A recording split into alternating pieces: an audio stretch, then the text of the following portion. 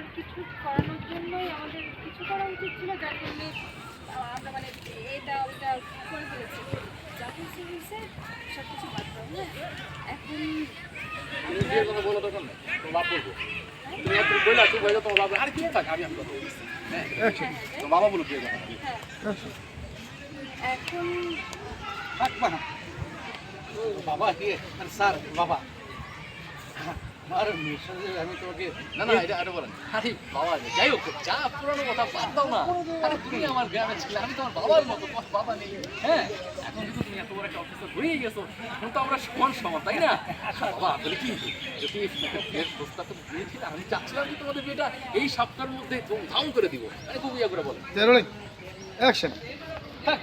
আমি কথা কইতেছি বাজার স্যার বাসা বাবা তুমি তোমার গ্রামের ভোলা গা, তুমি এত বড় অফিসার হয়েছো, এখন তো তুমি আমাদের সমান সমান হয়ে গেছো। হ্যাঁ, তুমি তো বিয়ার প্রস্তাব দিয়েছিলাই, তো খুশির খবর। হ্যাঁ, এখন আমি তোমার ভাই হলো আমার ভাই হলো তোমার বিয়ার দিয়ে দিতে চাই। বাজার কি কথা? একটা কথা ভুল বলছেন যে আপনি আর আমি সমান সমান, টোটালি রং। আমি আর আপনি সমান সমান। আরে কোথায় আপনি আর কোথায় আমি? আপনি সামান্য গাজীপুর এলাকার ছোট্ট একটা চেয়ার। আমি কেন আপনার মেয়েকে বিয়ে করতে যাব? আপনার মেয়ের সাথে কোনোভাবে আমার যায় না।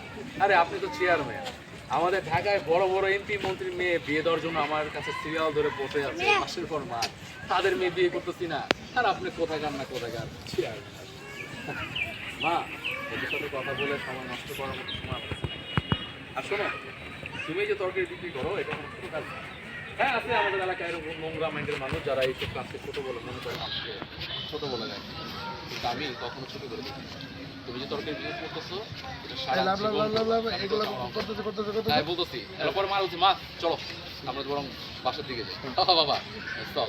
এই যে গাড়ি উঠতেছে উঠছে, এই যে এই চলে গাড়ি টানতে গেছে। তাহলে বাবা মায়ের যদি কাউন্টার থেকে বলো না